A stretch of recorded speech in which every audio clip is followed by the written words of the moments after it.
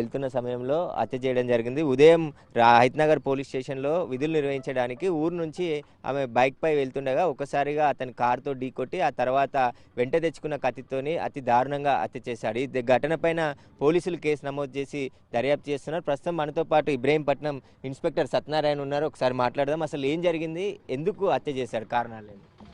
ఈ అమ్మాయి ఒక రాయపూల్ విలేజ్ అతన్ని ఒక లవ్ మ్యారేజ్ ఉంది. అయితే ఒక లాస్ట్ మంత్ 10th తారీఖు 11th తారీఖు లవ్ మ్యారేజ్ చేసుకోవడం జరిగింది. చేసుకున్నాక వాళ్ళ బ్రదర్కు ఆమెకు మధ్య ఒక ల్యాండ్ డిస్ప్యూట్ ఉంది. ఒకటి 4 acres ల్యాండ్ ఉంది. దానికి సంబంధించి ఏదో డిస్ప్యూట్ నడిచి ఆర్గ్యుమెంట్ నడిచింది, ఇంతకుముందు నడిచినాయని తెలిసింది. దాని మధ్య మరి వాళ్ళ బ్రదర్ వస్తూ ఉండొచ్చు అనేది యాంగిల్లో మేము అదే ఇష్యూలా అయి ఉండొచ్చు అని మేము అంచనా వేస్తాం. అంటే బ్రదరే హత్య చేసిందని చెప్పేసి గ్రామస్తులు కూడా చెప్తున్నారు, మా కుటుంబ సభ్యులు చెప్తున్నారు. అసలు ప్రేమ వివాహం చేసుకోవడానికి ఇష్టం లేదా? దేనికి అసలు కారణం? వ్యవసాయ భూమి కోసమేనా? ప్రేమ వివాహం గురించి అని ఏం లేదు.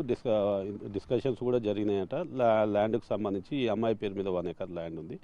దానికి సంబంధించి రిటర్న్ చేయమనే ఉద్దేశంలో డిస్కషన్స్ జరిగినాయని తెలిసింది.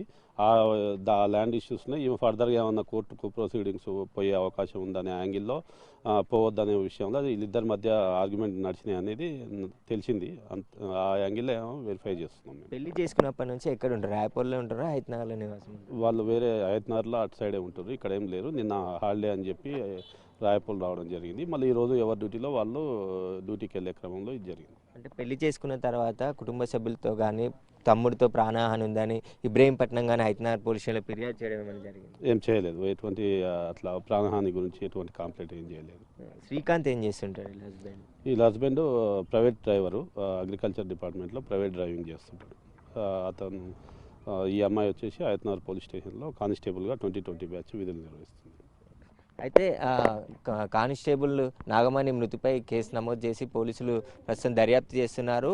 ఆస్తి వివాదాలే ఈ హత్యకు కారణం అని చెప్పేసి కూడా ప్రాథమికంగా గుర్తించినట్టు తెలుస్తుంది. నాగమణి పైన వ్యవసాయ భూమి కొన్ని ఎకరం పైన భూమి ఉండడంతోనే ఆ భూమిని తిరిగి తన పేరుపై రిజిస్ట్రేషన్ చేయాలని చెప్పి తమ్ముడు ఒత్తిడి చేశాడు. దానికి నిరాకరించడంతోనే ఆ హత్య చేసినట్టు కూడా పోలీసులు అనుమానిస్తున్నారు.